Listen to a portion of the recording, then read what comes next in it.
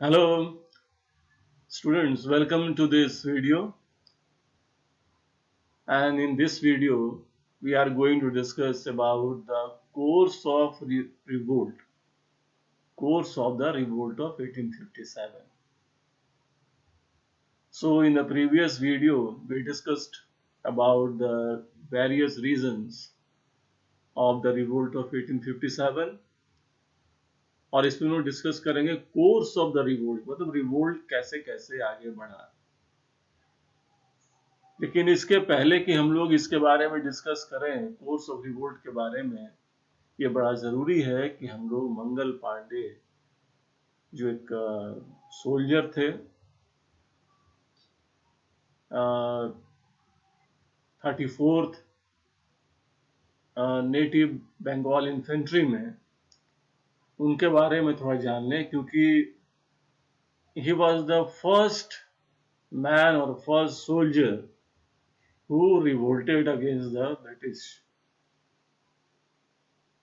उनको ये बैरकपुर में ही पता लग गया था कि ब्रिटिश गवर्नमेंट ने ग्रीस बुलेट या चर्बी वाला जो बुलेट है वो इंट्रोड्यूस कर दिया है, और इसीलिए मंगल पांडे ने जो 34th बंगाल नेटिव इन्फेंट्री, इसके एक सोल्जर थे, उन्होंने 29 मार्च 1857 को रिवोल्ट कर दिया। हालांकि उस समय उनका साथ किसी ने नहीं दिया, उन्होंने अपने सार्जेंट को शूट कर दिया, मार डाला, और इसी क्रम में जब उन्होंने रिवोल्ट किया तो वो अरेस्ट किए गए, उन पे केस चला और उनको फांसी की सजा हुई। 8 अप्रैल 1857 को उनको फांसी दे दी गई। इसके बाद उस 34th नेटिव इन्फेंट्री को डिसॉल्व कर दिया गया और पूरे बटालियन को मेरठ शिफ्ट कर दिया गया।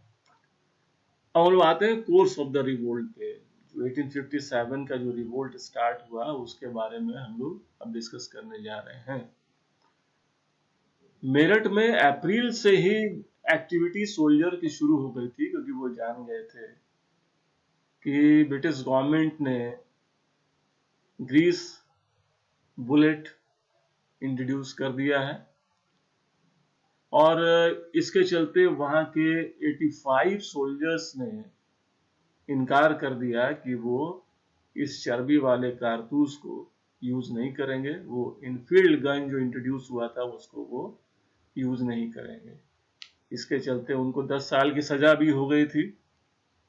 और उसके बाद 10th में 1857 को मेरठ में सोल्जर्स ने पूरी तरह से रिवोल्ट कर दिया कि now they were not ready to use the gun, new gun Enfield rifle introduced by the British government, and they were also not ready to use the grease bullet. चर्बी वाला कारतूस यूज करने को बिल्कुल तैयार नहीं थे। सो 10th में उन्होंने मेरठ में रिवोल्ट किया, रिवोल्ट स्टार्ट हो गया। उसके बाद सारे सोल्जर्स जमुना क्रॉस करके, जमुना नदी को क्रॉस करके वो दिल्ली पहुंचे, और दिल्ली में जाके उन्होंने बहादुर शाह जफर या बहादुर शाह टू, उनसे मुलाकात की, उनको रिवोल्ट का लीडर बनाया और उन्हें शहनशाह हिंदुस्तान प्रोक्लेम किया, उसी घोषणा की कि वो शहनशाह हिंदुस्तान।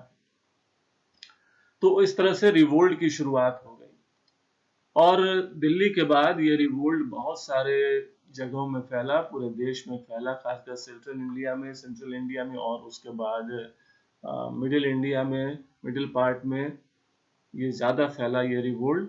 उसके बारे में हम डिस्कस करेंगे कि ये रिवोल्ट जो था उसके मेन सेंटर्स क्या थे और इसके मेन लीडर्स क्या थे। मेरठ में ये रिवोल्ट स्टार्ट हुआ, और मेरठ के बाद ये, जैसा भी हम लोगों ने डिस्कस किया, ये दिल्ली पहुंचा। इसके बाद ये रिवोल्ट दूसरे प्लेसेस में भी, इंडिया के दूसरे प्लेसेस में भी फैल गया, और खासकर हम देख रहे हैं इस पिक्चर में कि रिवोल्ट कानपुर में फैला, और उसके बाद झांसी में, ग्वालियर में, वेस्टर्न बिहार में, लखनऊ में, रुहेलखंड में, बुंदेलखंड में, सब जगह रिवोल्ट फैला। तो इसको थोड़ा सा हम लोग देख सकते हैं, इस मैप से भी हम लोग देख सकते हैं कि रिवोल्ट कहाँ कहाँ फैला। अगर हम पूरे नॉर्दर्न इंडिया से अगर चले तो देखें कि रिवोल्ट सबसे पहले स्टार्ट हुआ मेरठ में, दिखाई दे रहा है मैप में, उत्तर प्रदेश में, यूपी में। उसके बाद वो दिल्ली में फैला, फिर आगरा में, फिर बरेली में, लखनऊ में, बनारस में, कानपुर में, झांसी, ग्वालियर, उसके बाद वेस्टर्न बिहार दिख रहा है, आरा में, बैरकपुर में। इन सारे प्लेसेस में रिवोल्ट ऑफ 1857 फैल गया। ये जानना हम लोग के लिए बड़ा जरूरी है कि रिवोल्ट के मेन में लीडर्स कौन थे। ऐसे तो बहुत सारे लीडर्स थे उसमें, लेकिन जैसा कि हमने डिस्कस किया कि बहादुर शाह जफर इसके लीडर थे, मेन लीडर थे। कानपुर में इसको लीड कर रहे थे इस रिवोल्ट को नाना साहेब, और तात्या टोपे जो उनके कमांडर इन चीफ थे नाना साहेब के। नाना साहेब जो पेशवा बाजीराव टू के एडॉप्टेड सन थे। उसके बाद हम देखें कि झांसी, आप सभी जानते हैं कि झांसी में लक्ष्मीबाई, रानी लक्ष्मीबाई रिवोल्ट को लीड कर रही थी। वेस्टर्न बिहार में 80 इयर्स ओल्ड बाबू कुंवर सिंह, वो इस रिवोल्ट को लीड कर रहे थे। और लखनऊ में बेगम हजरत महल इस रिवोल्ट को लीड कर रही थी। तो ये कुछ इंपॉर्टेंट सेंटर्स थे और उस रिवोल्ट के कुछ इंपॉर्टेंट लीडर्स थे जो इस रिवोल्ट को लीड कर रहे थे। लेकिन इसके अलावा कुछ ऐसे प्लेसेस भी थे जो बिल्कुल रिवोल्ट में पार्टिसिपेट नहीं कर रहे थे। पूरा साउथ इंडिया इसमें पार्टिसिपेट नहीं कर रहा था, पंजाब इसमें पार्टिसिपेट नहीं कर रहा था, और ऐसे बहुत सारे प्लेसेस थे जो इस रिवोल्ट में पार्टिसिपेट नहीं कर रहे थे। इसके अलावा बहुत सारे ऐसे भी सोल्जर्स थे, बहुत सारे ऐसे भी लोग थे जो इस रिवोल्ट में तो पार्टिसिपेट नहीं कर रहे थे, लेकिन वो लोग ब्रिटिश गवर्नमेंट को हेल्प कर रहे थे टू सप्रेस दिस रिवोल्ट। ये बड़ी आश्चर्यजनक घटना है कि अपने देश के ही लोग इस रिवोल्ट का विरोध कर रहे थे और ब्रिटिश गवर्नमेंट का साथ दे रहे थे इस रिवोल्ट को सप्रेस करने में। खासकर जो गोरखा रेजिमेंट, अफगान रेजिमेंट और मद्रास के लोग, वो ब्रिटिश गवर्नमेंट का साथ दे रहे थे। तो ये कोर्स ऑफ रिवोल्ट था कि कैसे कैसे रिवोल्ट आगे बढ़ रहा था। ये मैप वर्क भी है और इसमें से जो इम्पोर्टेंट प्लेसेस दिए हैं इसको हम लोग को प्रैक्टिस भी करना है ताकि मैप वर्क हम कंप्लीट कर सकें। और इसके बाद हम देखें कि ब्रिटिश गवर्नमेंट के लिए सबसे बड़ा जो उस समय काम था वो था इस रिवोल्ट को सप्रेस करना। कैसे इस रिवोल्ट को सप्रेस किया जाए, ये बड़ा इंपॉर्टेंट काम था ब्रिटिश गवर्नमेंट के लिए। और इस रिवोल्ट को सप्रेस करने के लिए जो सबसे बड़ा जो फैक्टर था वो था कि दिल्ली को कैसे फ्री किया जाए रिबेल से, जो क्रांतिकारी थे, सोल्जर्स थे, उनसे दिल्ली को कैसे छुड़ाया जाए। ये प्रायोरिटी थी ब्रिटिश गवर्नमेंट की और इसके लिए उन्होंने अपने एफर्ट्स लगाए, प्रयास शुरू किया। सबसे पहले तो उन्होंने कश्मीरी गेट को उड़ा दिया बिल्कुल। The Kashmiri Gate was blown up. और इसके बाद बहुत सारे लोग जो हैं वो मारे गए दिल्ली में। जो आम लोग थे, वो भी कॉमन पीपल जो उसमें पार्टिसिपेट कर रहे थे, बहुत बड़ी संख्या में उनको मारा गया। जो बहादुर शाह जफर थे, उनके जो सन्स थे, जो उनके जो बेटे थे, उनको शूट कर दिया गया और ये बहुत बड़ा सेटबैक था।